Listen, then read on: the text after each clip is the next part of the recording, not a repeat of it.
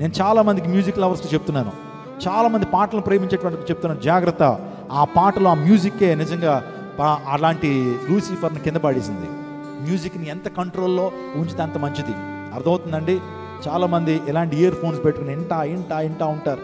నిజంగా ఆ మ్యూజిక్ని ఎంజాయ్ చేస్తూ ఉంటే జాగ్రత్త, అది డేంజరస్ అనే విషయాన్ని జ్ఞాపకం చేస్తున్నాను. ఆ గర్వమే లూసిఫర్ని కిందకి పాడేసింది. కాబట్టి మన జీవితాల్లో గర్వించొద్దు. దేవుడు మనకి ఇస్తున్న ప్రతి ఈవులను బట్టి స్తుతిస్తూ, దేవుని నామను మహింపరుస్తూ, ఎక్కువ అణుకువ కలిగి ఉంటూ, తగ్గింపు జీవితాన్ని కలిగి ఉంటూ మన జీవితంలో ముందుకు వెళ్ళాలి.